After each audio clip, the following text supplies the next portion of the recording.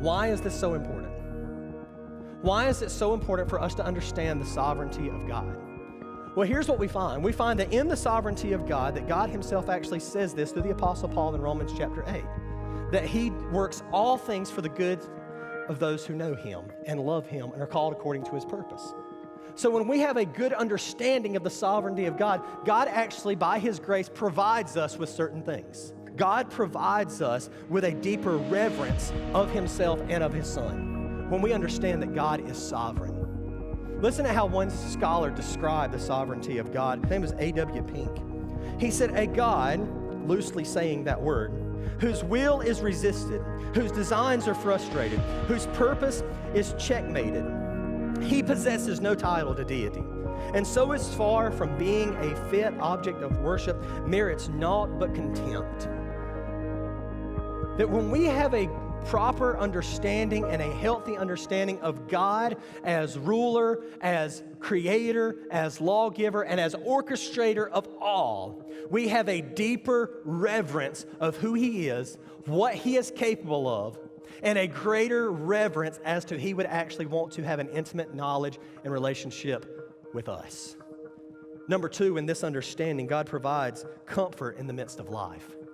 When we know and understand that God works all things together for our good, then we step back and say, if God is in control and I'm going through this, and you can throw that this in however you want. You can fill in the blank. You can call it sickness. You can call it famine. You can call it poverty. You can call it whatever it is that you want. If I am going through this, then because God is sovereign, I know that he didn't just watch me stumble upon this and he didn't know it was going to happen. When I have an understanding, a healthy understanding that God is in control, then I can have comfort in the midst of life, that at no point during all of this did God say, wow, I didn't know this was going to happen to Nick. And so since he is sovereign, we can take comfort in the midst of life. Number three, having a healthy understanding of God's sovereignty provides confidence in evangelism. Confidence in actually doing what he has called us to do. It was Jesus just before he ascended to the heavens that he said, go therefore, make disciples of all nations. Now, that sounds like a heavy call. Some of us, we wear that like a backpack and we say, that's a really heavy deal, that God would want me to be his witness, that God would want me to actually tell people and teach people something. But when God is in control and it's his story to tell, not ours, it's just our duty to tell it, and it's his job to save people, then we're just a mere instrument in doing the will of God.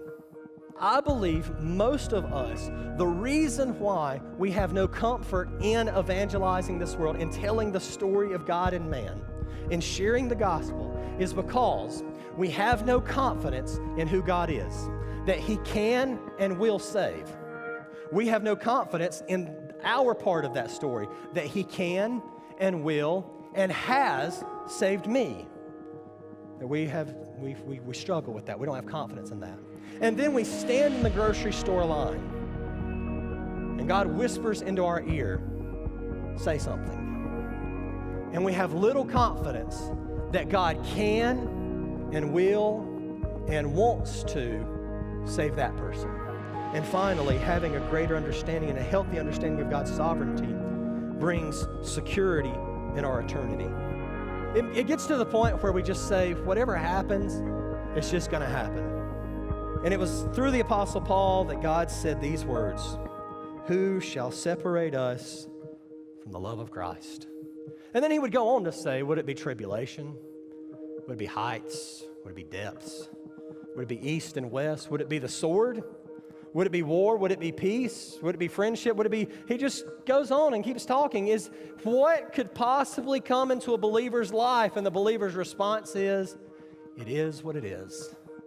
Because nothing can separate me from the love of Christ. It was not just the Apostle Paul who celebrated this with a rhetorical question. It was actually King David in Psalm 27, verse 1. That the Lord is my light and my salvation. Whom shall I fear? It is what it is. And as you grow into a healthy understanding of God's sovereignty, you become more secure in your own eternal security, and life is just not as big as it always was. And here's what you find. You find it is by God's sovereignty that He draws us, that He saves us, that He leads us, and He keeps us.